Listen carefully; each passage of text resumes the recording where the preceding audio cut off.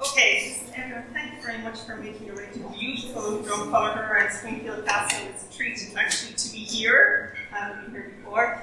My name is Liz Gallup. I'm a project manager for the Main Rivers Trust, but I'm working on a new project at the moment, and it's about engaging people and finding out what's going on around the Deel with the purpose of hopefully improving water quality, because we all need good water, and it's becoming more and more evident that this is something that we have to act on as care. We can't take it for granted.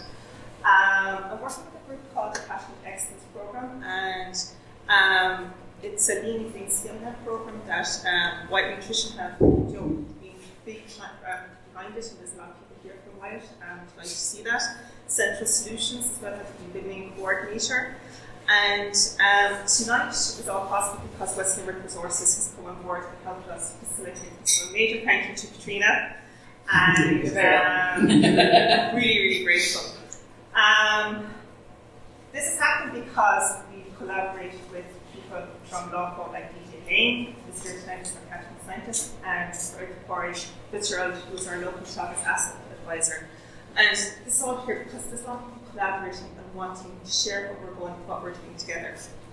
So just to give you a little bit of background about the Catchment Excellence Programme, because something here to part in it. Late in 2021, the Main Rivers Trust and the Rivers Trust, we partnered with the Lean and Green Skill Net and Water Stewardship Ireland to develop an innovative Catchment Excellence training programme. And in March and June 2022, just last year, 12 individuals from local businesses, community groups, and county council, and that was the swimming club and the angling clubs. We got together. We worked on a blended course. There was an online component, there was workshops, and there was field trips to learn about water protection and stewardship at a catchment level. Because if you want to improve water quality, it's not a localised thing, it takes in the whole catchment. So the Catchment Excellence Programme, it's about awareness raising, it's about catchment engagement, and it's about action. And in terms of action, what we wanted to do at the end was create a 10-point stewardship action plan for the River Deel Catchment. And our first action was we delivered a WaterBlitz, where we got a lot of people, local people working by us, outside, the Local Scouts group all took part, and they went out and they took samples and they tested for nutrients. Our second action was we want to collaborate with other groups. So we're not the only ones working on the Deel and caring for the Deel. There's also, these are our citizen science doing the WaterBlitz. These are our results, and I'll go back on this, but we thought that there was a problem in terms of this excess phosphate levels. But what are the other projects that are focused on improving water quality in the Deel? You have the Eskeaton Valley Scene Natural Heritage Group. There's a fantastic ecologist working with that group, a guy called Michael Connor. He's away at the moment, he's on a 3-month travelling thing, but they have put together a fantastic booklet that tells the story about the lower part of the Deel, and there's a video. But there's a lot of people wanting to improve water quality around there, and they're here tonight as well. On the 22nd of April, there's the Eco Show, which is coming into Eskeaton to talk about water quality and what we can do with the impacts of climate change. But tonight what we're going to talk about is the Deel spatially targeted buffers in their EIP. And I'm going to stop talking now, and I'm going to introduce you to our two main speakers who we're very grateful to have. So we have DJ Lane from our LAWPRO catchment, who's one of our LAWPRO catchment scientists, and Padraig Fitzgerald. So over to you, gentlemen.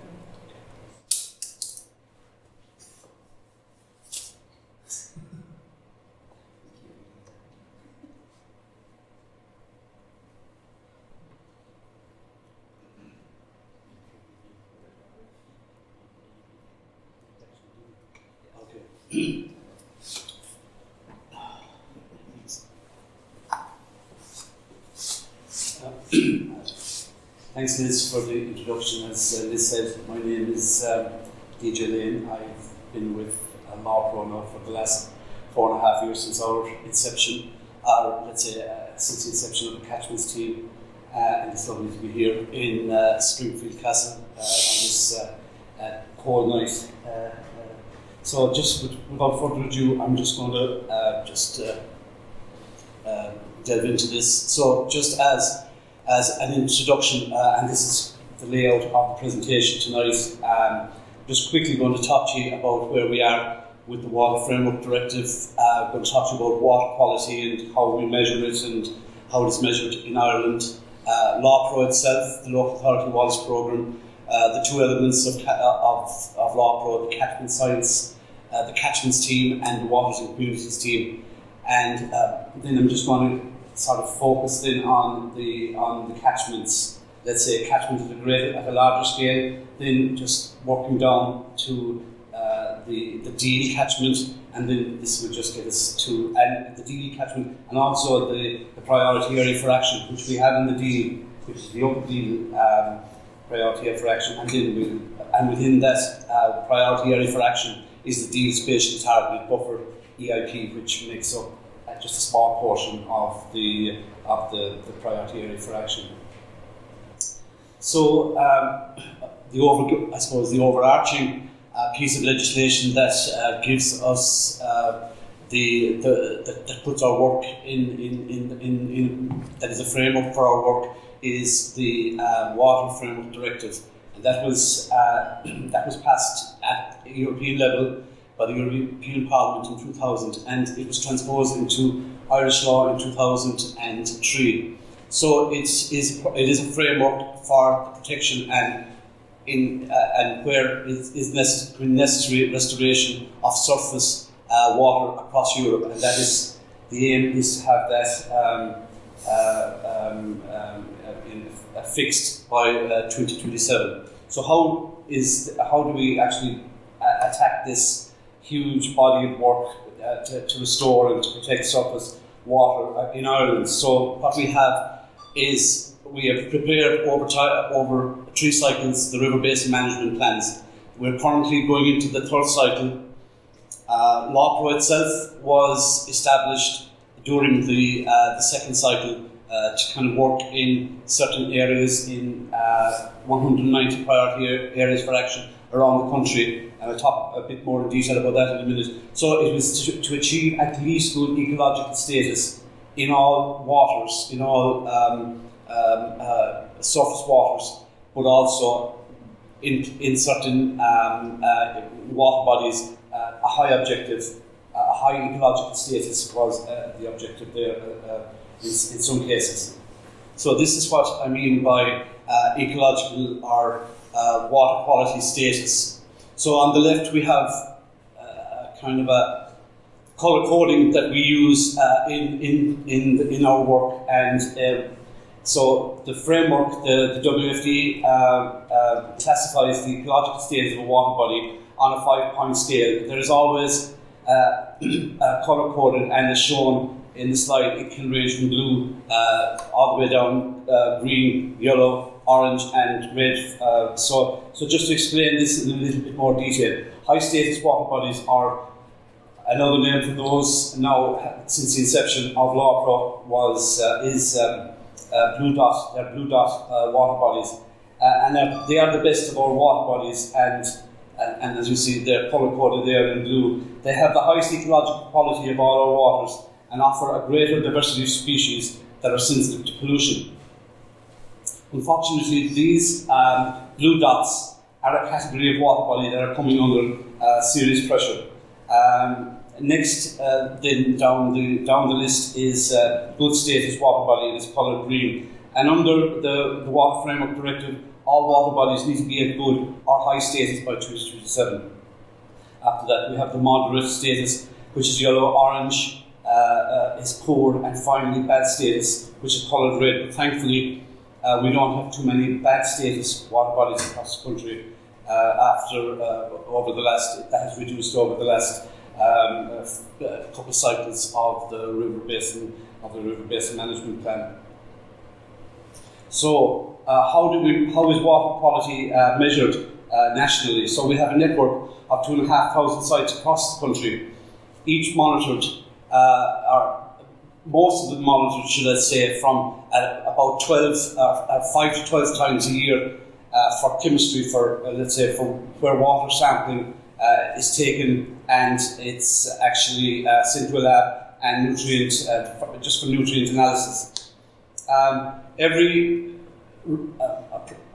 Averaging out every 3 years, there is a detailed ecological assessment, and this is generally done by the EPA or their contractors who are assigned to do these ecological assessments. And based on these ecological assessments, the EPA assign the status to the water body based on the water quality and all of the data that has been collected for that water body.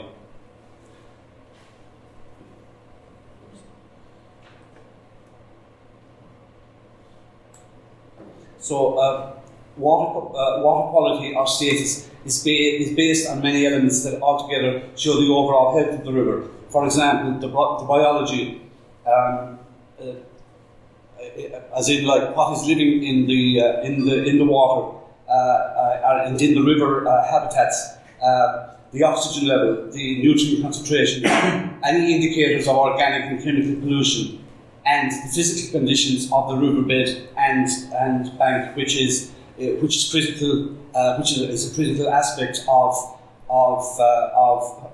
for good habitat. In some inland rivers, also we have the IFI, Inland Fisheries Ireland, do fish assessments. So that all feeds into the EPA creating, or it provides the information for the EPA to assign a status to these water bodies.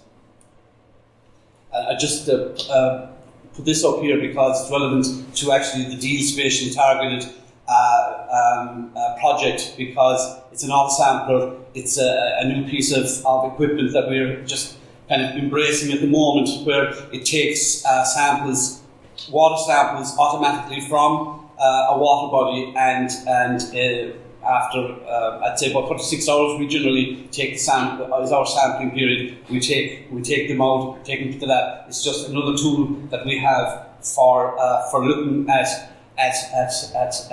our data. So also, as I mentioned, under the Water Framework Directive and certainly under the River Basin, Cycle 2 of the River Basin Management Plan, the priority areas for action, PAs, were created, and there was 190 of these areas for which the LAWPRO catchment assessment team, we were assigned to work with these water bodies. And as you can see, there's a good scatter across the country. We have in County Limerick, I think six priority areas for action. But just a very good resource, and I'm sure a lot of you know of this. There's great information to be got on catchments.ie, so that's a great resource for water quality, and there's an amount of stuff to be learned at water body scale on catchments.ie, so well worth a look. So, just a quick, who are LAWPRO? Who are we? So we're the Local Authority Waters Programme. The first element of one element of our team is the Water and Communities team, which was set up in 2016, and that's made up of the community water officers. Then in 2018, the Catchment Assessment team was created, and as I mentioned, we're working in the priority areas for action. Our key role is scientific assessment. So we are out in the field, on the rivers, out in the catchments. Let's say we just don't concentrate. Kind of our narrow focus is just not on the river. We kind of look at the entire catchment as a holistic kind of entity, and based on our assessments, we identify what the issue and what the pressure is causing, or the pressures, multiple pressures that may be causing the water to be less than good quality. So it's so that we can identify the right measure in the right place to help improve water quality. So that is our mantra. And I suppose another name for us is we're the boots on the ground. We're out there doing our kick sampling, taking our water samples for analysis, doing our kind of drilling down into the data to find where we can put that right measure in the right place for water quality.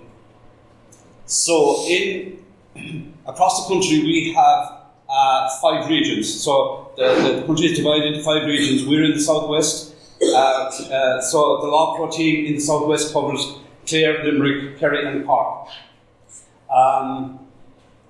We have, nationally we have 10 locations, 10 offices, but in the southwest our offices are in Cork and Limerick.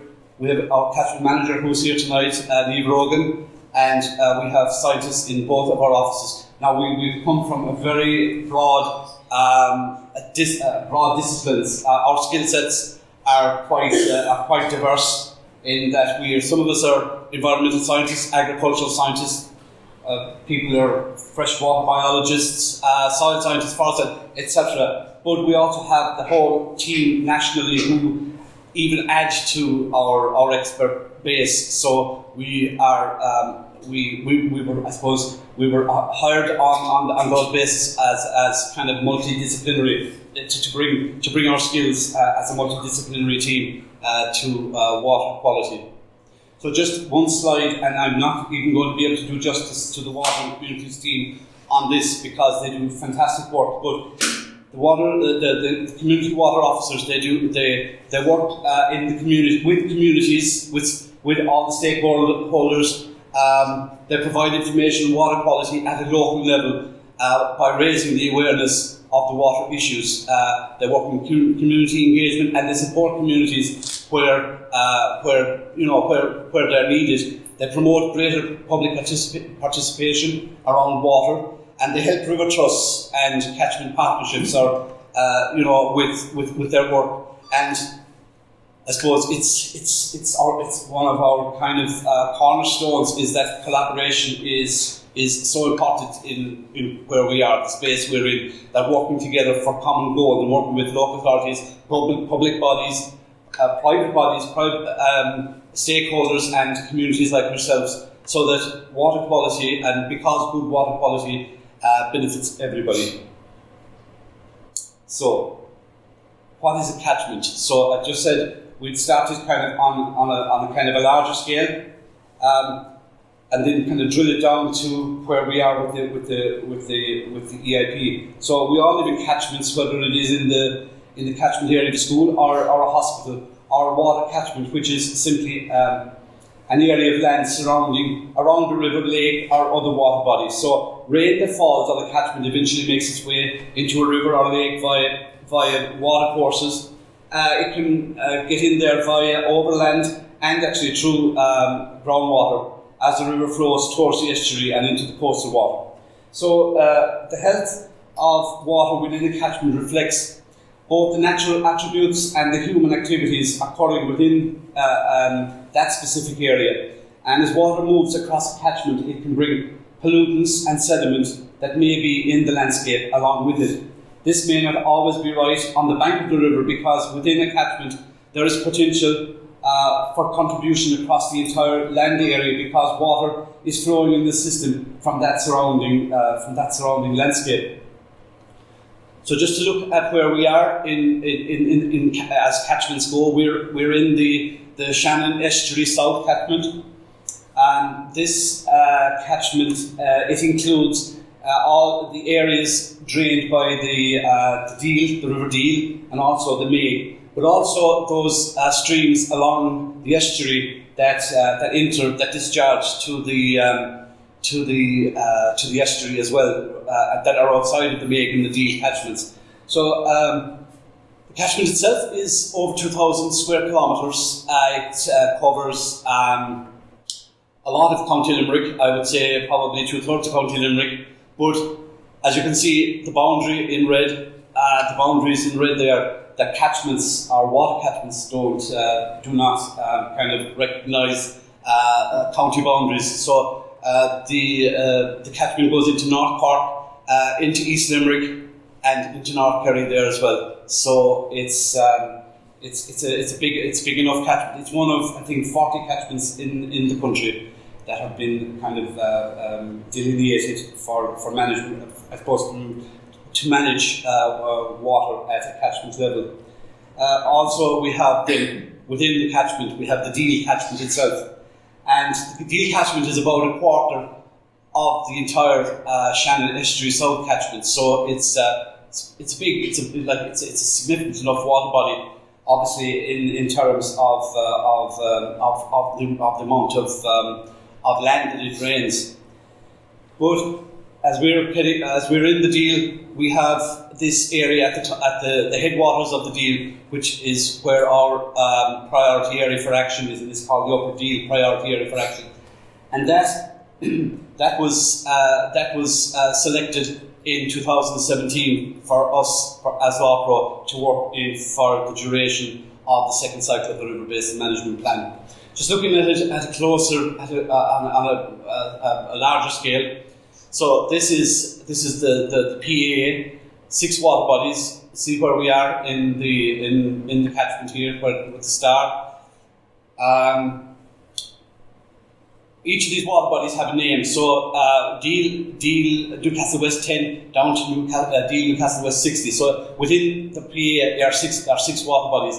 Currently, as we're here in Springfield Castle, we're in the Deel 50, the Deel Newcastle West 50, a small trip which kind of joins up there goes down there to join the main channel.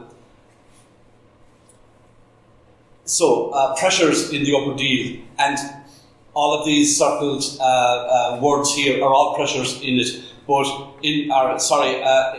that you would find in a catchment. But more specifically, in the Upper Deel, we have 4 significant pressures. The first one are the physical changes that have occurred or that have historically been made to the actual channels within the Deel catchment. Agriculture is another significant one. Forestry is a significant pressure in one of the water bodies, and wastewater is a significant pressure in 2 of the water bodies, in one of the water bodies. So all in all, we work to by finding what the issues are, we can actually find out where what the pressures are, and we get down to that level. So the Upper Deel PA, phosphorus is a significant issue impacting on water quality, and it's the thing about phosphorus is that it's easily lost from saturated land to streams and other water courses during and following rainfall. So this time of the year, phosphorus is very mobile on the landscape. Rainfall also transports sediment to the water courses. So sediment is another issue, because sediment itself is a problem, but also the thing is that phosphorus attaches itself. The phosphorus element attaches itself to sediment and is washed into the water courses as well. So we have buffers. Buffer zones are created, let's say, and they're part of a farmer's obligation not to spread fertilizer and organic manure within 5 meters of a water course. So by having these buffer zones along the water course, it helps to break the pathway for phosphorus and sediment. However, the uniform buffer zones that we have been used to and that have been in use for the last number of years, they don't appear to work as well as they should, as the P concentration in the catchment is still 3 to 5 times higher than it should be for good water quality. So this is a one-fits-all approach, and it, as I said, it doesn't appear to be working as well as it should. So that is where the Upper Deel. This is a picture, let's say, of a linear, uniform buffer, where, let's say, in some circumstances there might be a breakthrough point or a pathway into the stream, but in other parts of it, it might not be a breakthrough point. So this is where the Deel Spatial Target Buffer EIP comes into place. It's a pilot project to look at developing other solutions as in the uniform buffer zones are not as effective as we hope, and this is just to test this idea that if we alter and target the buffers on at a spatial level and kind of target them to certain preferential flow pathways for water in across the landscape, we will slow down and stop the phosphorus and sediment getting into the water course. So on the groundwork, starting the project in late summer of 2021 with farmer engagement by ASSAP, with my Padraig Fitzgerald here and other colleagues, and ourselves with the scientific assessment was carried out by ourselves in LAWPRO in the catchment team.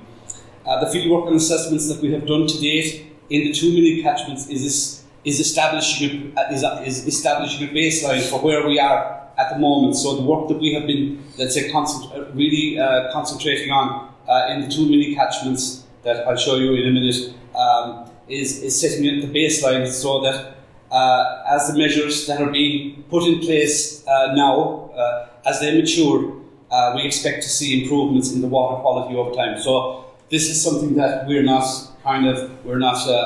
leaving. This is a medium to long term project where we expect to be in in these 2 catchments and in the PA as a whole, say for the next 5 years, to monitor and hopefully to see these improvements as time goes on.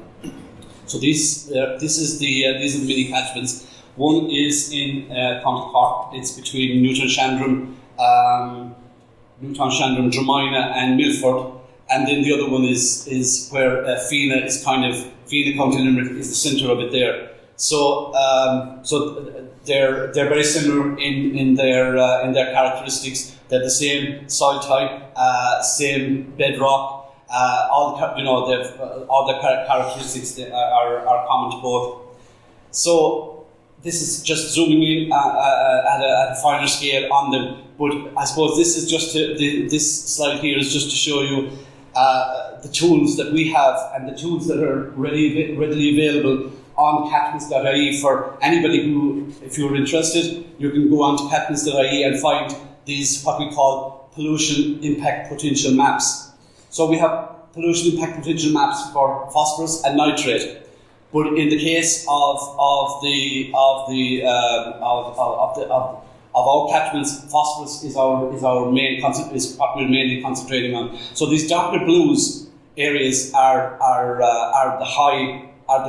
the areas where the highest risk of phosphorus loss to the water are. The green are much lower in the rankings, but those green ones in converse would be probably sources maybe of nitrate, but the amount of area for nitrate loss is small, and nitrate isn't as significant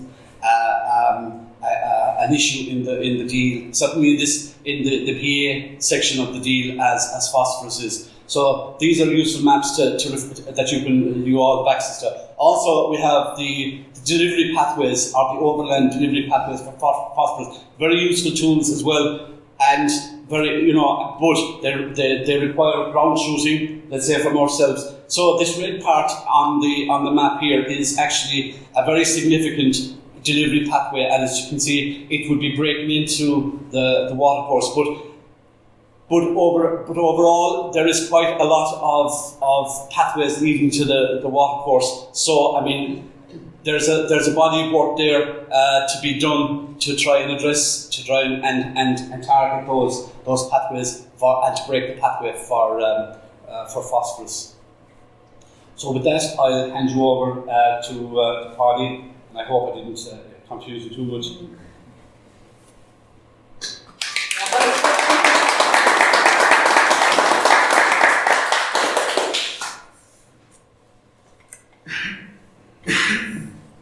Just get the technology sorted here.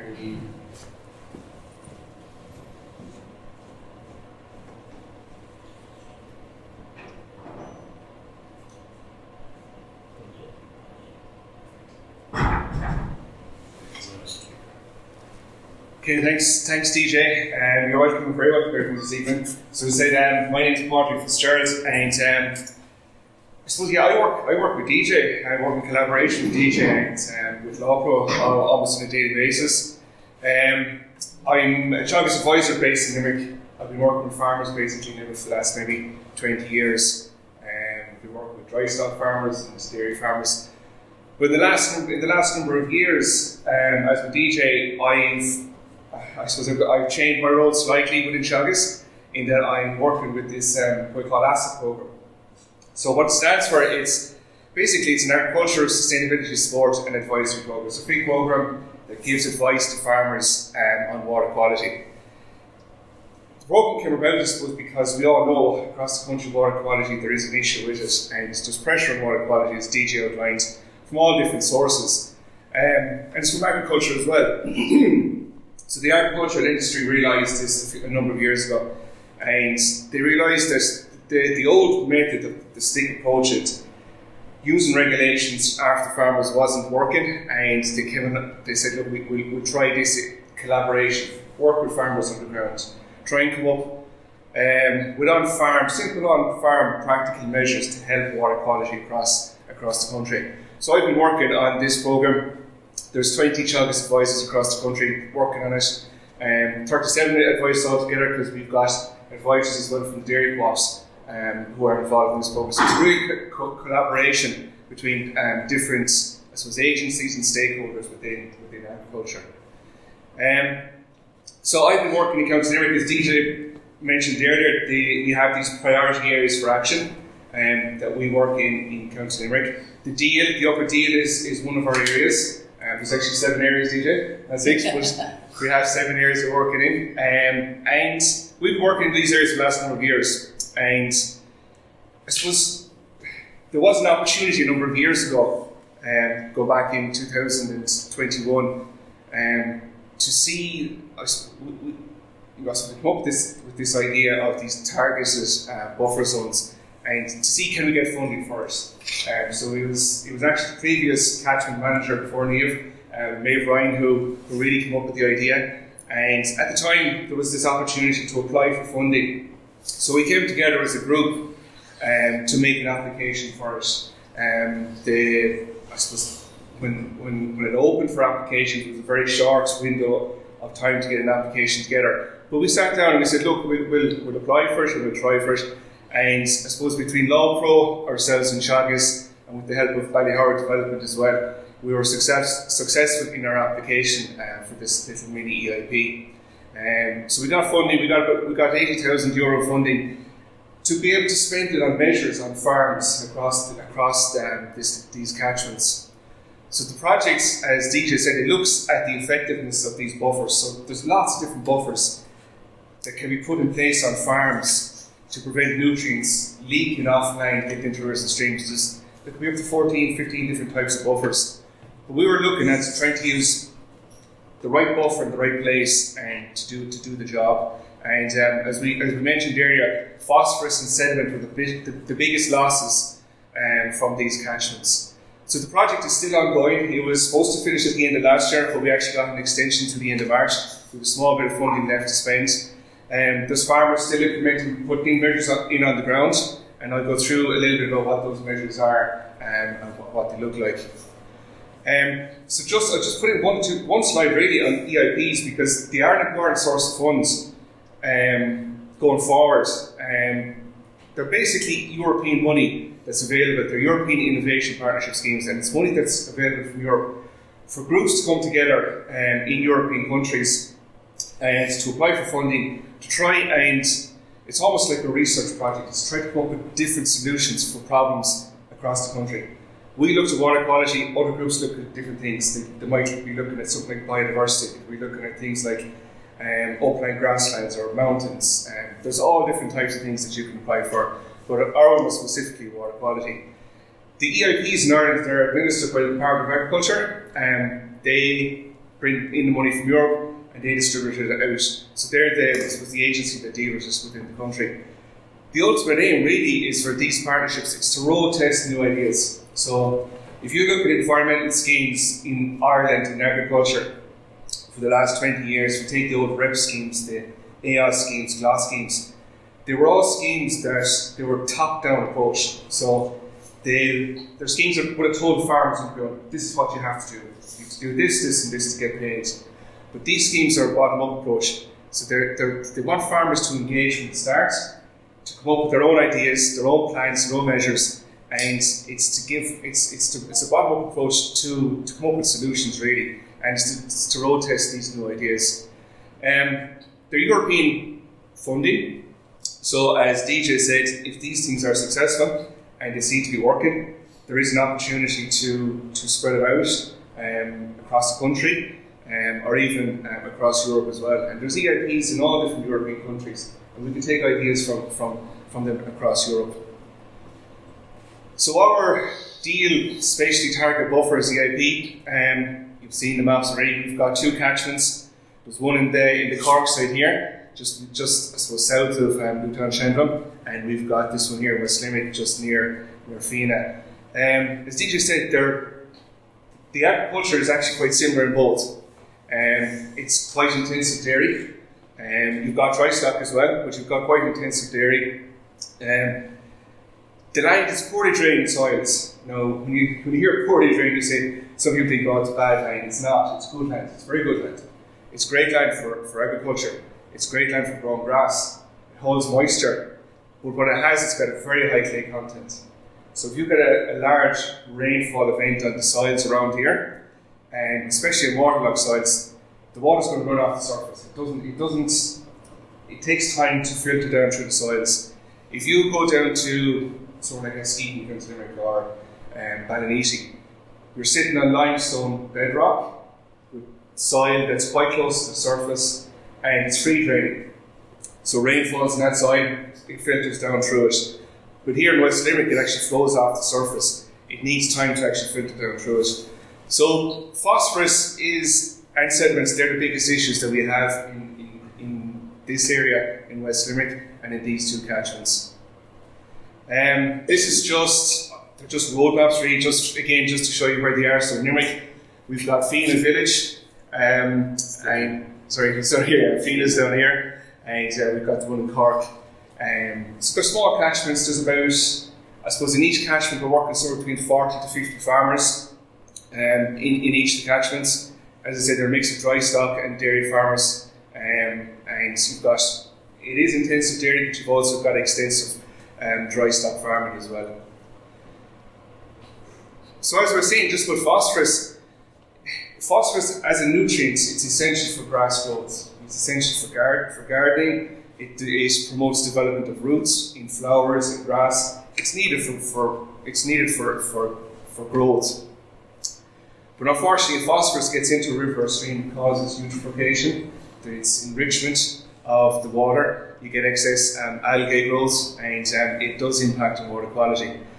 So as we were saying, the biggest issue is it comes off the surface of the land. So when you put phosphorus on the land, either as a chemical fertilizer or a slurry, it's soluble. It'll dissolve with the water and it'll work its way around the soil. If grass is grown, grass will take it up and suck it up and use it and grow grass. If the grass doesn't take it up, it's got a great ability to bind to soil. It'll actually bind very strongly to soil particles and stay in the fields. But if you get a lot of heavy rain and on saturated soils, you get what's happening in the picture here. You get this overland flow.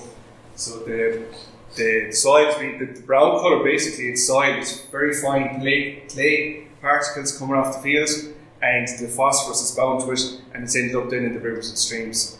So the idea is we need to break this pathway. So we've got a source, a pathway and receptor. We want to break that pathway, and we need to come up with ideas of how do you stop this? How do you slow down the flow of water off the land, or how do you stop it? So DJ showed you something similar to this. We've got lots of technology available. We've got lots of data available to us now, and there's things, there's information we've got these surface flow pathways. So with the technology that's there in the satellite imagery, we can actually see, we can actually make out where the contours are on the surface of fields on ground. And we can follow those with the maps. And basically, this is the way water flows on the ground. You mightn't see it. It's not quite hard to see it, but water follows contours. And as DJ said, red areas is where you get all the water coming to one point in a field or on the land surface. So these are the areas we need to target. These are the areas where you're getting the biggest loss of water and nutrients off land. So we don't need to put in buffers all over the place. We just need to target these areas to get the biggest bang for our buck. So this is just one example. So if you zoom in, you can see, you can make out the fields, you can make out the ditches. The blue here is a tributary of the Deel.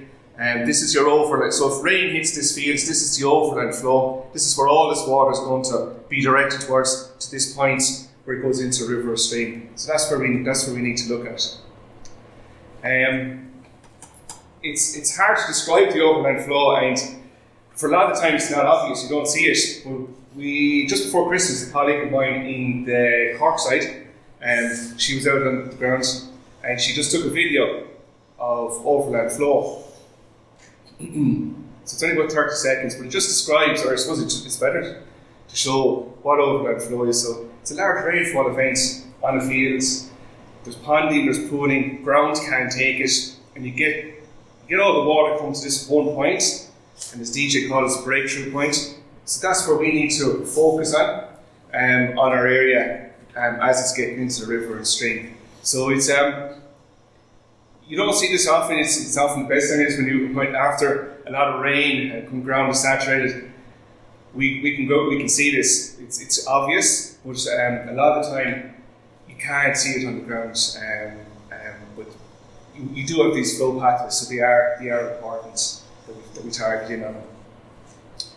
Also, the Deel as well, we've got sediment loss, and as I said, the phosphorus is bound to the sediment. Once it gets into a river or stream, the phosphorus is in there. So is the sediment. Sediment is an issue for the stream as well, for the habitat.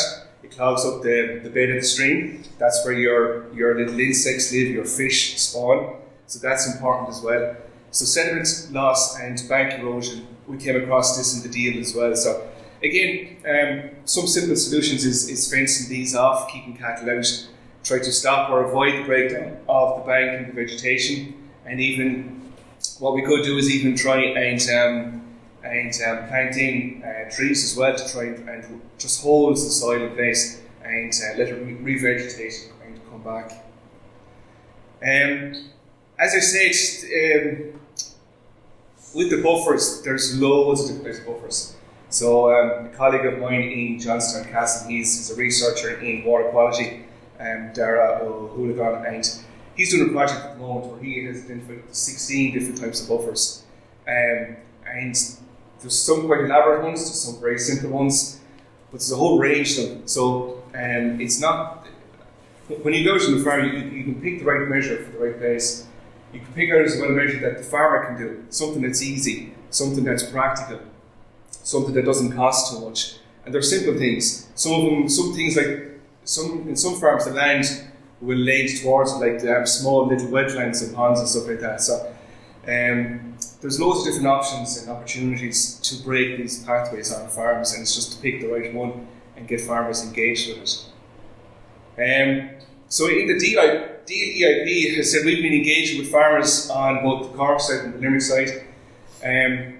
We've been working with farmers for basically the last year. Farmers have started putting in measures towards, I suppose, middle of summer of last year and on up to the end of last year. And they're putting in a range of different things, fencing off rivers and streams, putting in solar pumps, putting in buffer zones. Farmer here put in a small farm pond. It's going to hopefully develop into a wetland. A lot of these things look raw at the moment because they're just done recently. But give it a year or two, they'll revegetate and they'll look a lot better. But there's lots of different things going in. We had help out as well doing planting. So it's, and I'll explain a little bit later about the biodiversity element of it. But we're getting these buffers on the ground. Farmers are engaging. They're agreeing to take these areas out of production and to plant them and to use them as buffers for this overland flow. So again, there's another example. This is one that again has been fenced off and it's going to be planted. So there's planting taking place at the moment actually.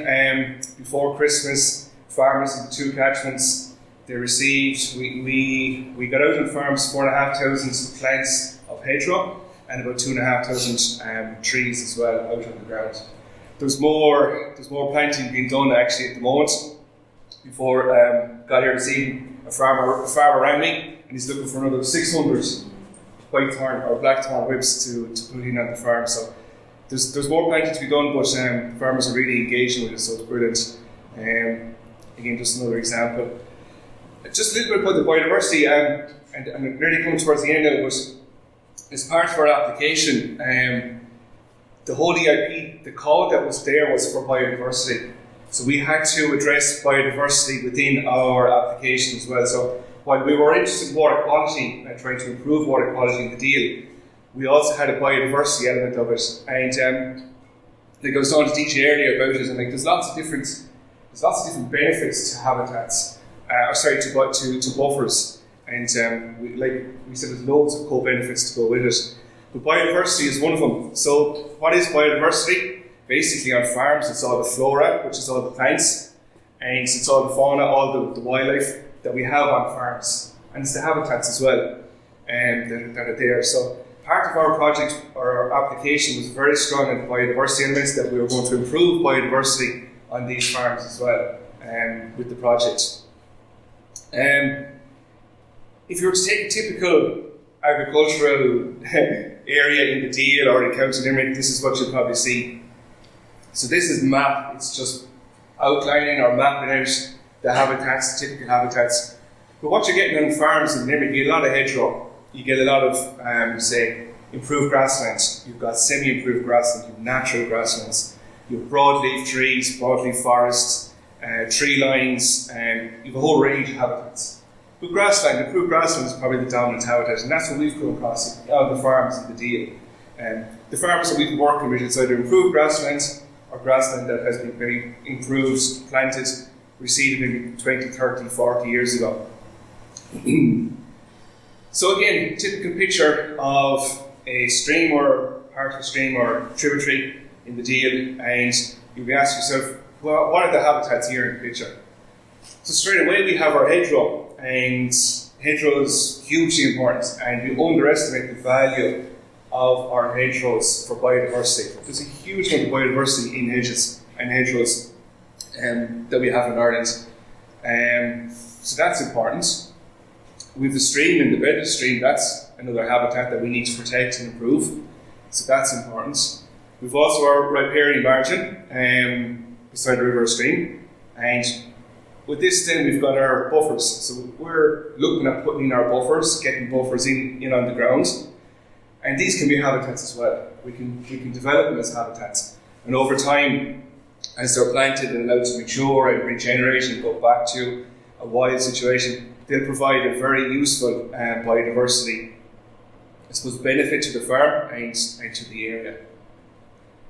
So as I said, we've been getting farmers to plant these buffer zones as well as putting in the buffer zone, get them to plant it.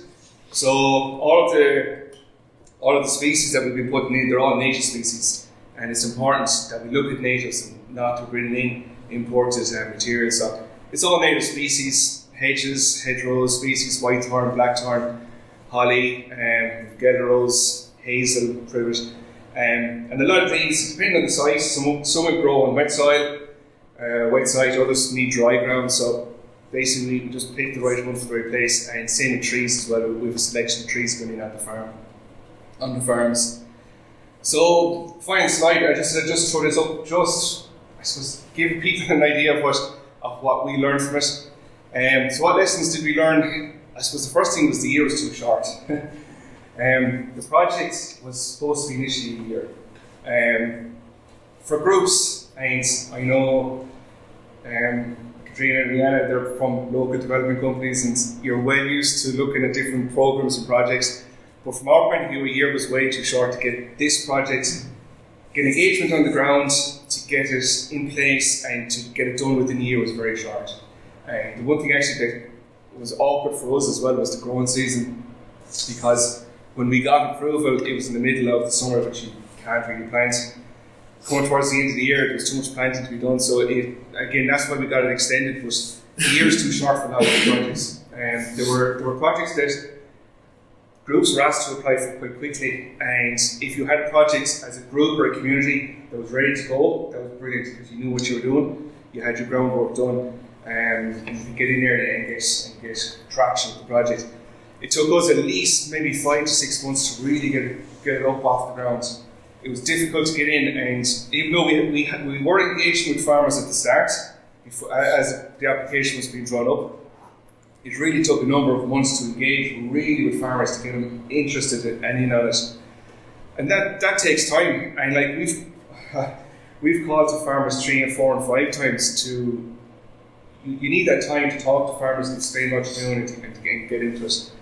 And that actually is lesson 2 as well: communication there and engagement with farmers. If we were to do it again, we would have our farmers. I suppose our message out to farmers really early from the start, and communicate that really importantly as well. I have 2 lessons too, sorry. Don't forget the prep work, but yeah, there's lots of work to be done during the year. You need to know what you're doing, and it takes time to figure it out as well. And DJ will say as well, like even from LAWPRO and ourselves, we spent a couple of months to start. Even though we had an application done and we got approved, we were still fine-tuning stuff, trying to figure out stuff. So it does take time. Expect the unexpected, and that, yeah, throughout the whole year you come across all different sorts of things, whether it's from farmers or your colleagues or the department or whatever. There's lots of different things, or you could get an email on Friday evening, the department wants a new cash flow for the next 6 months or something, and the deadline is that Friday evening. So expect the unexpected because they will come up. Break larger tasks into smaller ones, yeah. And what I found as well, because we were all going to this together, we were all, I suppose we all have other jobs and parts of our job as well. But it really needs someone to drive it on. We need one person really in charge to take hold of it and to drive it on, because even though we all work well together, you get so much done and you might do something for a number of weeks and then there's a big rush to get more done. And you need one person to really take the lead, to see where it's going, remind people what they need to be doing, putting targets out there. So again, that was one thing. And so the last thing is don't worry. And you'll find as well, if you are doing projects, don't sweat, don't be sweating the big stuff, because usually at the end of the day a lot of it works out, and you don't be spending too much time worrying about things, overly worried about it, because often the case it doesn't come true, or the worst case scenario doesn't happen.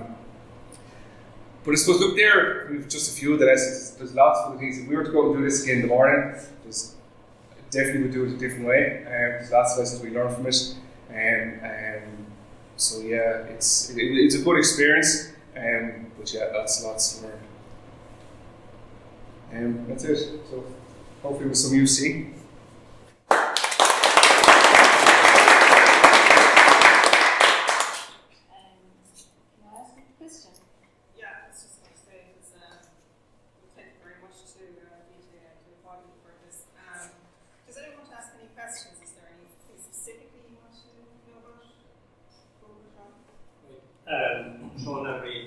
I'm Limerick EIP chairman, but I'm also involved in the Lower Deel EIP in East Limerick, and it's very interesting there to see it. But just pull back, DJ, to your map there, where you identified the particular area. It was earlier in DJ's presentation. It was around the slides on the particular areas that were picked out as high impact in terms of leakage of phosphorus. Mm-hmm. Like, is it based on soil type or the intensity of farming? Because back in the middle of the map there was an area that was excluded. Why was that excluded? What's the contrast between what was a priority action area and a non-priority action area? Okay.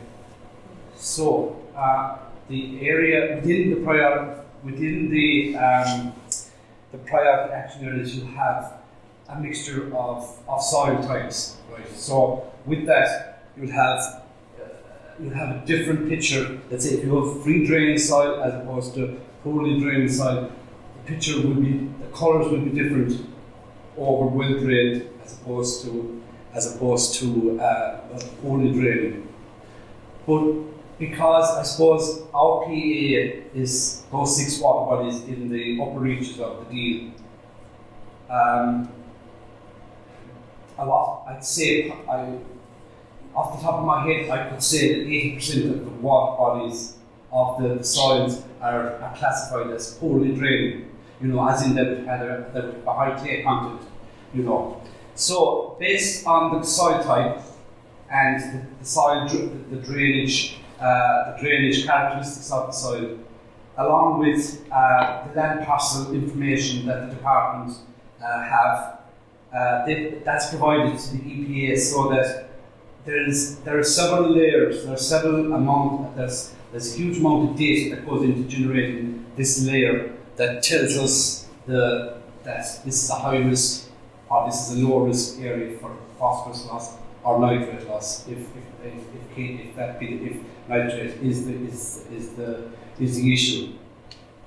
So it brings a lot of information that would be shared between the department, I suppose, and that the EPA would have access they'd be allowed access to create these what's called critical source area maps or pollution impact potential maps.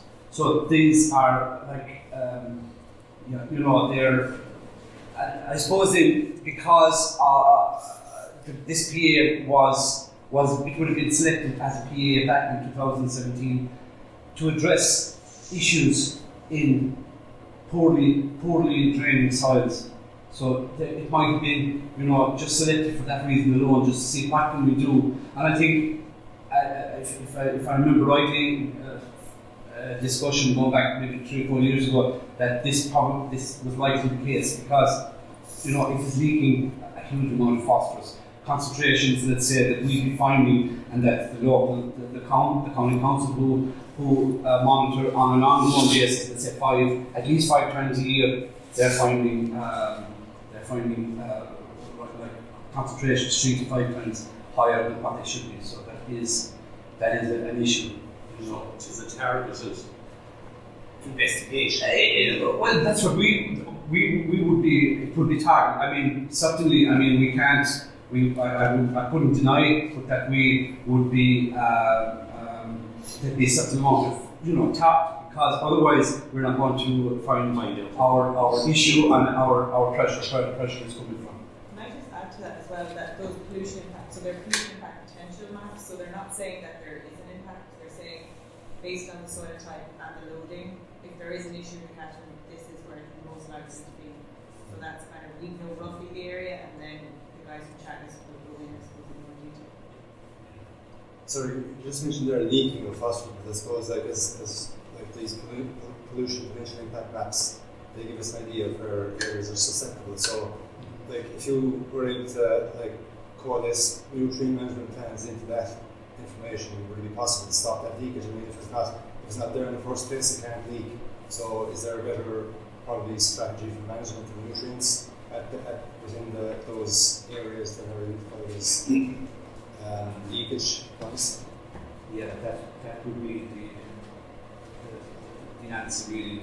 If we could, how do you best placed? Yeah, so when we go to a farm, we look at 3 different areas of the farm. So we usually start down the river and we look at what's happening at the river. Is there certain issues going on? Is there catch getting access into it? Is it fenced off? How is it being managed? Are there buffers there or not?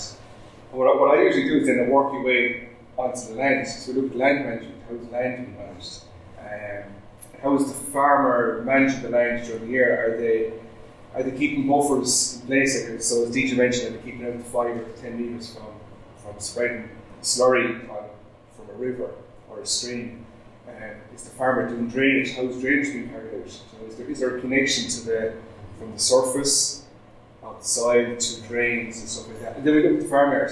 But we also look at nutrient management as well. You're absolutely right. Yeah, I suppose the company I work with, we did a study back in the field, and there's 14 sub-basins, which would be the mini catchments that they correspond to the same units. And I suppose like that as well, we did our studies back after a dry summer, just when it started raining in late September, October, and we just hit it at the right time. But like that, was mostly point sources were identified as the main contributors to sediment runoff. and pollution. And again, like as you said, farm yards were the main point sources of pollution, and through road networks and drainage ditches coming from farm yards down to feeder streams. Yeah, it can be a combination. It's not always farmers, because lots of farmers as well have done a lot of development in the last number of years under different funding schemes to develop farmyards. So yeah, traditionally you could farmyards was often point sources. A lot of those have been cleaned up, but you're right, you can still get point sources from farmyards. But what we can't, what's very difficult to get our heads around, what I found in this job was that land leaks as well. And land leaks nutrients, whether it's nitrogen or phosphorus. And it's hard to visualize it if you can't see it. That slide you had there with the runoff from the land, that was excellent. And I think, I don't know where that was, but I've seen it like all over the country. And it looks like there you see the farmhouse in the back, the farmyard in the background, a massive field. It looks like it's been recently reseeded. Like all the hedgerows are probably taken out. And you have a big area of black, let's say rich soil. That's the water's coming through down from the fields being enriched. So I think what happened there, you got all the hedgerows removed.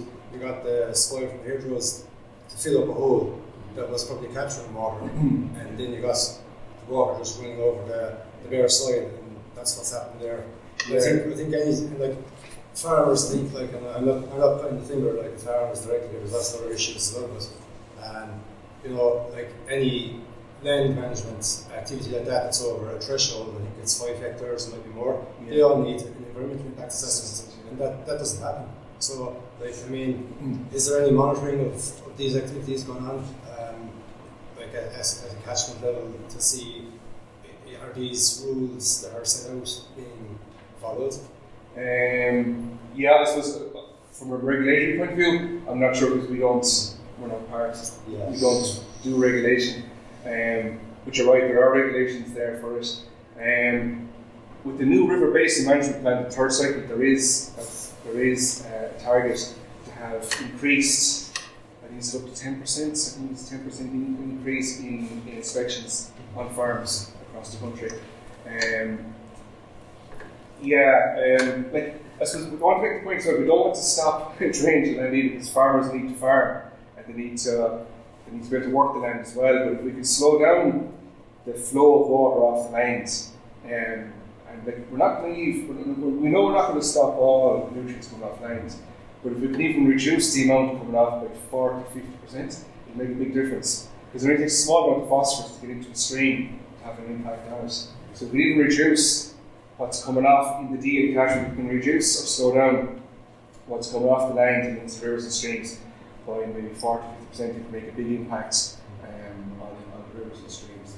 But we do it, we understand farmers need to farm. There's always going to be drainage, but if you can put in little measures when the drainage is being done to slow down the flow of water off lines, instead of it coming off land in a day, maybe it could take 2 days or 3 days before it comes off land and hits the river and stream, just to slow it down.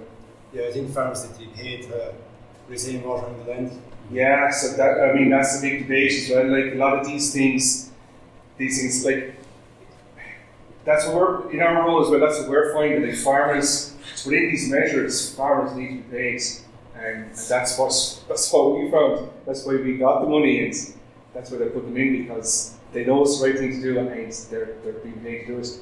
There's a larger EIP, Waters EIP, being developed at the moment, and that's worth 60 million. That's going to be spent in these priority areas for action over the next 5 years, because the Department of Environment and Agriculture, we all know it's the water quality is vitally important under the nitrates regulations for farming, and it's going to have a massive impact on farming in the next number of years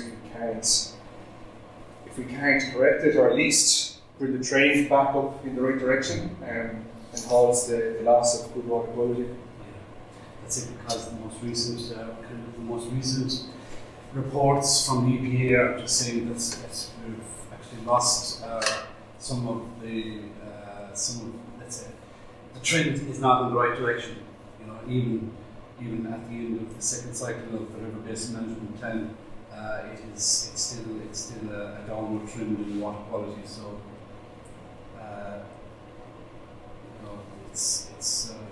and I suppose you say probably derogation is under scrutiny just for that alone. Like, so that's what I suppose that's the space we're in. Like, we're trying to work on a kind of a non-regulatory space to work with the pressure holders, as in that when we identify who is causing the impact, that we can do a referral like to party if from an agricultural source, or if it's from a wastewater treatment plant, that we refer it to Irish Water, or if it's if it's forestry, it goes to the Forest Service. So I mean, it's not just agriculture that is just getting that's been targeted, but I suppose it is because the data is showing us, obviously, because agriculture is the largest land take in the country, that it's not unexpected that it would be the pressure that it is causing the greater damage. So but let's say it's all as I said, we're working in a very non-regulatory way and work with the farmers in that way in priority restoration. In relation to what you're saying, you said the water treatment plants, sewage treatment plants. There's a few areas along the Deel River itself where there is raw sewage actually flowing into the river. What's the actions that we take against? What can be done? So, I mean, we would have, even at an early stage of our work, and ever before I worked in the Deel, a colleague worked here, and that would have been raised to Irish Water at a very early stage of our work. Let's say Dromcollogher is an issue, and there is an issue, a major issue, whether it be network or the wastewater treatment plant itself, and also there's further down. There's an issue in Castle West as well. In Castle West. In Rathkey, in the ski. Yeah. So I mean, the water treatment plants. Yeah. Well, we would have really only worked in the Dromcollogher kind of. We would have reported that, and we would have made a referral to Irish Water on that law, because the other ones are outside of our area. It wasn't in our gift to make those. But I'm not sure what the status where they're at in the work plan for Irish Water. I don't even think that Dromcollogher is actually on their work plan at the moment, on the shop term, let's say, in the next couple of years. So I think that is something that even if it's not in our area, because we're kind of mainly the upper reaches of the Deel, but if it still was identified as a pressure as part of the River Basin Management Plan, that's kind of what, let's say, the EPA would develop that with the department. It would still be flagged with Irish Water. If it's identified, but unfortunately we're kind of mainly, it's just the nature of it. It's a big river. Where to start in the upper reaches, but it has been flagged to the EPA constantly. There's one section of the river in Rathkey where there's an overflow from a housing scheme. It is going in at low level directly to the river. And it's still has the problem. Can I just ask a question? In terms of farmers that you engaged with there, were you just paying them to implement the measure, or was there any compensation for any land loss or land production? What was the EIP money used for? It was basically all for capital. Capital stuff, yeah. Because it was just 1 year, we couldn't actually pay for a maintenance payment. So a multi-annual scheme. So if it was a 5 or 6 year scheme, you could pay a farmer a yearly payment to manage a certain area a certain way. But because it was just a 1 year scheme, we couldn't do that. So we could only pay for putting in physical measures on the site. But like the farmers who have engaged, like some farmers have engaged greatly, they've done lots of work Others are happy to be engaged and just do small areas of planting. And it all helps. And if you look, we did calculations on what two farms. If you take the area that they're taking out of production compared to their overall farm area, it's like 0.01% of the farm. It's tiny, they're tiny little areas, but they have a big impact. Hopefully, a big impact on our ecology. And in terms of what they were doing, like you said, that one farmer was asking for 600 trees to plant. Is that all on one farm, or what type of area would you put 600? Is that planting a hedgerow, or? So the farm seems like 600 hedgerow plants. So we put in 6 plants per metre, so they'll take about 100 metres. But no, like what we found as well is that they're quite intensive dairy areas. So nearly 78% of the land was farmed by a small number of farmers because they were dairy farmers within the catchments.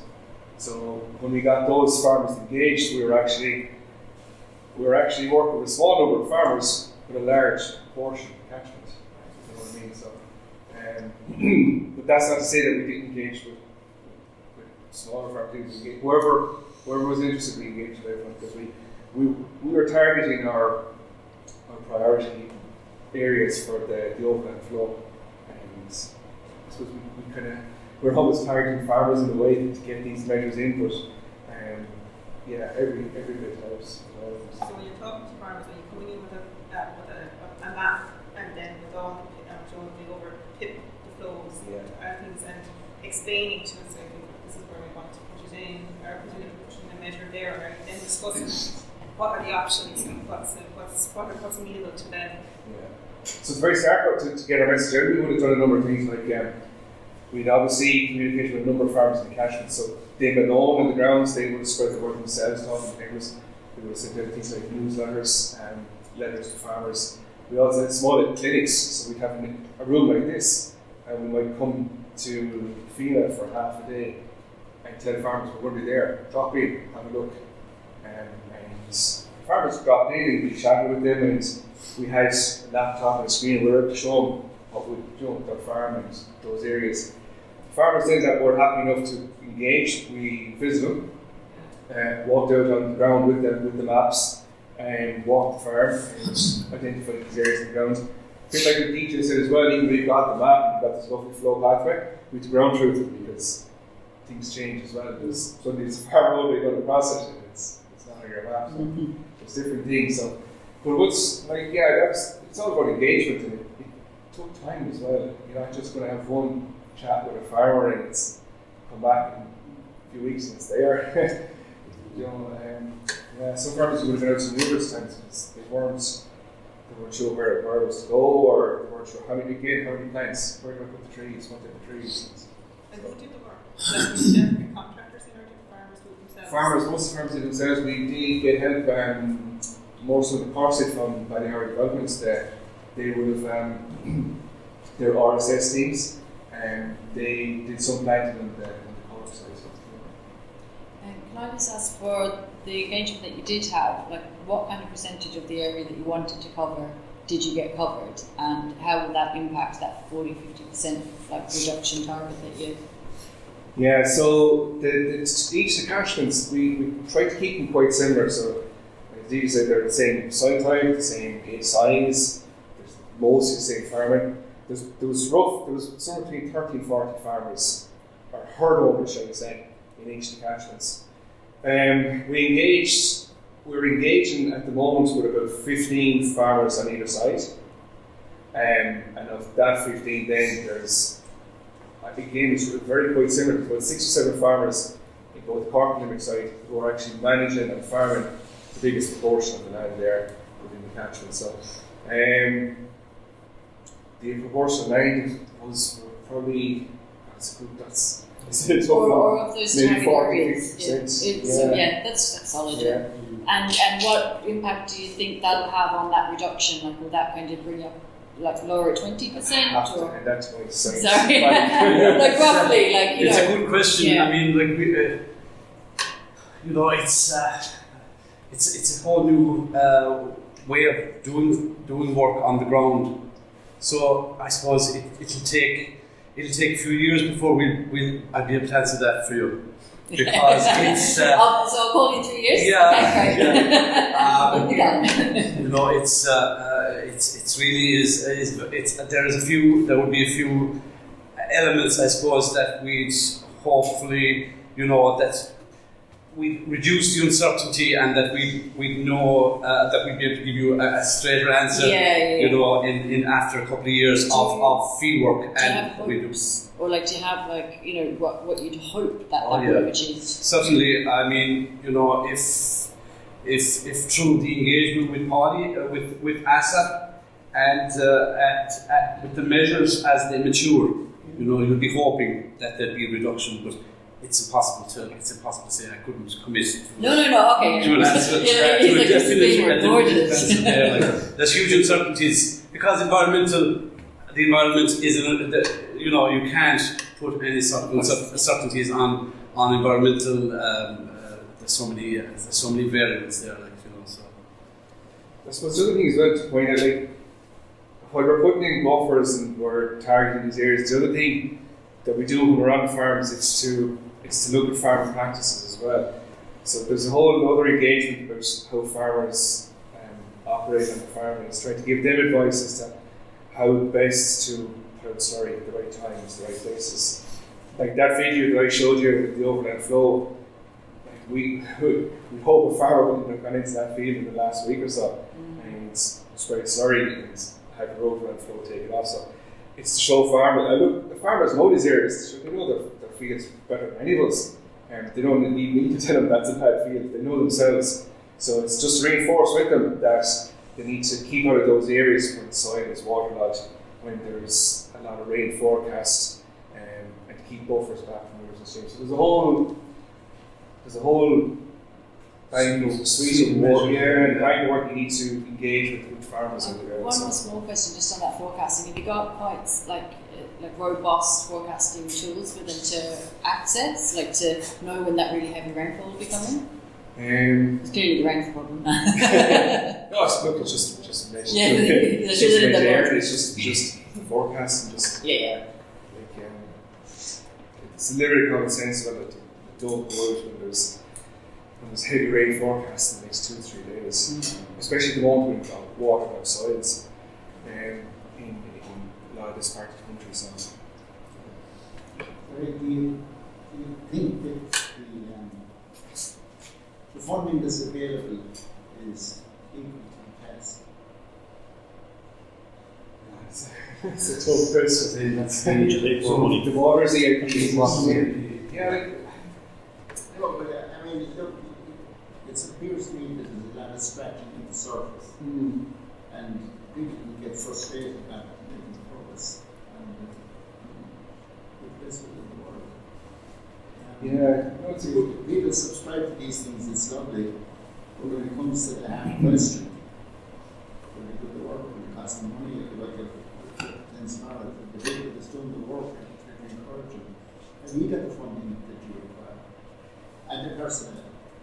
Yeah, and I suppose that's why this funding, this water, not urban, this national waters EIP is coming on stream this year, and both the Department of Environment really and Agriculture putting up 60 million to all farmers within these priority areas for action in the country to put in these measures. Is it enough? I don't know. You'd like to hope it would be, because there is a lot of pressure. The nitrates regulations govern the rules around agriculture in Ireland. Those regulations, they're changing the whole time. They're becoming a lot stricter and a lot more restrictive on farmers because water quality is declining. If the water quality keeps declining, those restrictions are going to get tighter and harder. And industry, like the co-ops, they can see this. They see it as a huge obstacle. It's there in front of them. There's limits going in for stocking rate on farms. There's limits going in for fertilizer reductions. It can have a huge impact on the agriculture industry. It's worth a huge amount of money for the country. So there is a lot of pressure. There's a lot of pressure from government. There's a lot of pressure from different agencies to try and make some improvement in water quality. Again, is there enough money? I don't know. They're putting a lot of money at it. Definitely, they're trying. Will it work? Hopefully. Sorry. Yeah, just in funding, I think, is there anything here from fisheries? Here tonight. Yeah. Well, you're the anchor, so. Yeah, well, We're I think, we're just to take that. I think in the fisheries, Ireland gets like disproportionately large amounts of money from the government, and we don't see much of that landing on the Deel Catchment, or the May Catchment for that matter. You know, geographically speaking, you know, it's a big area. We don't see any restoration works, capital works carried out by the Fisheries Ireland in any of the water courses, and I think it would be worthwhile looking to IFI for some funding into the Deel Catchment, you know, especially given that, you know, WFD, good ecological status is based on hydromorphological elements, biological water quality, physico-chemical, you know, all of these things combined together, and if we don't have good hydromorphological status and chemical status, which is the problem here, you're saying you're never going to achieve good status. So I think if we had like restoration measures put in to, you know, diversify the river channel, you know, with rock reef of the pool, light features. Totally agree. Yeah, it's a space that I suppose it's kind of a new thing in Ireland. We haven't seen a lot of restoration, habitat restoration. In Ireland, it's kind of it's across the water. There's a lot of that going on. I know that it's from our own interaction with IFI that there are a couple of pilot restoration projects getting funding at the minute. I know not in the Deel or not even in the catchment. We run in the Deel as a club, and like we spent like months working on this, and we'd pull out of it because it just couldn't work, you know. And we had a project like I mean, for anyone that wouldn't be aware, maybe there might be anyone, but like the entire Deel catchment is drained, you know. It's, you know, it was so it's these physical changes. Yeah, it was drained in the 60s. The channels were all dropped. Sometimes they were blasted out, and that's why the condition of the rivers as what they're at the moment, and they're poor habitats for fish. One of the elements for Water Framework Directive is fish. The IFA don't monitor fish in the river. They were ruled out as a salmon river, and if these features were installed, and it's quite easy to do, they're relatively cheap, there'd be a lot more fish, and that might bump up the ecological status of the river, you know. I mean, the OPW still have that, their remit is to kind of keep those channels open, so that's a constant battle, you know, that is not we'll call it a battle, but it's a challenge all the time that this is ongoing. We engaged with the OPW, and the OPW said that it's okay for us to do what we want to do, but we need it signed off by in Fisheries Ireland, and nobody from Fisheries would do that, even though the OPW were willing to do it.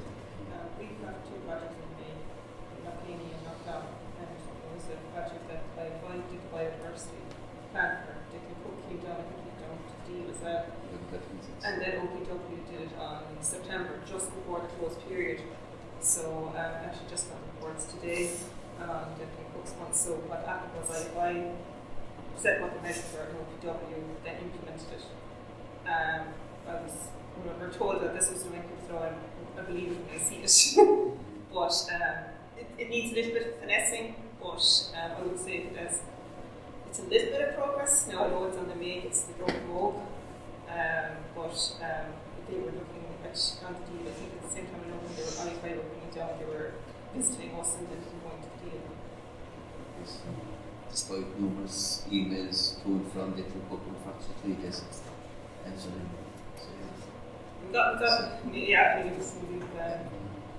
So there's a restoration going on in it was not long. not long. Do you want Maloney's Corner? Just it's the back corner. That been on the road. Yeah, just there, and also then in Knocklaney, it was actually Buddy who told me about it. But I actually got plans today of what was supposed to be done. It needs a bit of finessing. It's not quite right what we did catchment things.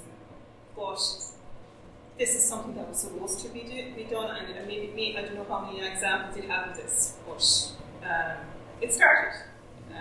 But it needs to be. This is only two small locations. Yeah, and they're actually not the worst part of that water body. There is parts of it that are silted up completely. That part that you mentioned there on the bend, the bend, is actually quite a nice habitat there. But for some reason, we've done kick samples there, and it's just been poor. Yeah, I sent you on the post I had from when I just said it was the wrong type. The graph was that joke because there's so many accidents that happened on the graphs that were put on that thing were wrong type. Okay. So that was one of the things they were looking at. But it was because salmon were found up there that it was worth their while. And I know it's a priority area for action as well. And, you've done a lot of work on it. But yeah, I've seen sent you pictures of the thing. But I'm just conscious of time now. Does anyone else want one more question before we wrap up, or is everyone happy? I'm just wondering, listen to all this good work, and we're at the very end of the River Deel, right, in the scheme, and is it a question of ambition? Do we need, has anyone actually taken any river course in the country and says, right, this is what we're going to take to fix it? If you look along the Deel, there's 3 or 4 wastewater treatment plants, 10, 20 million each to build.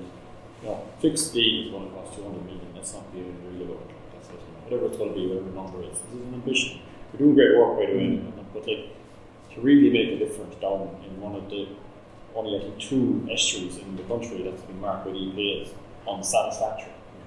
A really serious, we're talking about resources and money, a really serious analysis of what it's actually going to take to put in all of those measures we talked about, put in the wastewater treatment plants that we know are efficient, we know what's happening there, with plenty of evidence and videos and data to back it all up. Actually just go as a model project and just go fix one road. Yeah, you need to identify all the point sources and then come up with measures as the lads have demonstrated there. There are plenty of options. But no one's put a number on that. No one said, right, we've got these 70,000 kilometres of river, here's 70. You have to do all catchment 1,000 and put a number on it and what it's going to take to actually fix it. Because you're saying, I know you're in a position where I can't say it. You're in a position where you can't say, no, we're not putting enough resources, because you can't say that. But I don't think you are. I think if you have twice as much resource, you do twice as much work. I think now look at this. And I would pause that you're up against it now, because we're going to see more droughts in summer with climate change. We're going to see more heavier, long sustained rainfall. So we're going to get more of this washing of nutrients into river courses or groundwater. And you might be running to stand still here on the river, or any river. Yeah. Look, I think for the new river-based management, for the new plan that's that's close to being published in the next while, that is kind of one of their main objectives is to look at it's proposed that a catchment scale studies will be rolled out. Now, the time frame for that, it's a proposal in the let's say after the engagement meetings at municipal district, that when it went back to the department, it was kind of proposed that this catchment scale approach would be proposed. Whether that will happen, it's about resources, it's about manpower, it's time, it's money, but it is it's a very good point, like that. This is where we need to be. It's the place we need to be at. Yeah, I appreciate that 2027. It's very tight, really. Yeah. Plus the fact they have been touched on the invasive species in the environment. All of that. Everything. The Deel, there's a lot of issues, I think, and even correctly, it's one of the PAs. I think it was the only PA in the country that had a target beyond 2027. Because the issues, just so many issues. Because they knew that they were never going to get 98% of it has been straightened out. Yeah. We're starting to recognise that a lot of what, especially with the channel emissions, isn't going to, they're accepting that it's not going to be 2027. I know that Deel was expanded for this cycle, so in the last one it was just the upper reaches, now it's kind of the upper and middle reaches. But yeah, there's a lot of ambition in it if the resources don't match up.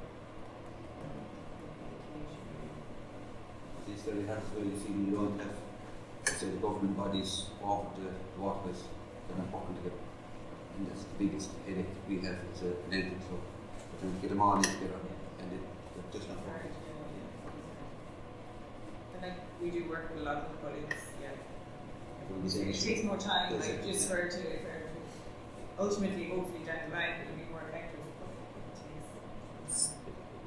It can be solved with money. We fixed the banking crisis with 68 billion in a stroke of pen and on even in Dublin Castle. We spent 30 billion on a pandemic. I mean, if we care about it, we can fix it. It just needs to be a priority. That's it. It's going to be a long walk and a long war, I think. This will be, Folks, I'm going to have to pull the product to a close. Yeah. Thank you very much everyone for attending tonight.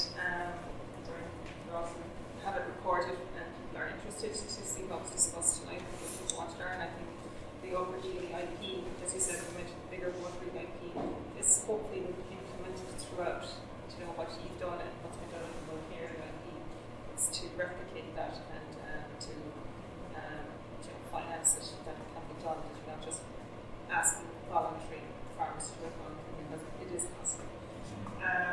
Thank you, and please drive safe home. Don't have any safe. Katrina, do you want to say anything? Yeah, just want to thank everyone for coming, and a special thanks to Dan, Karen, and Jonathan Sykes for letting us use this fabulous venue. And thank you everyone for coming.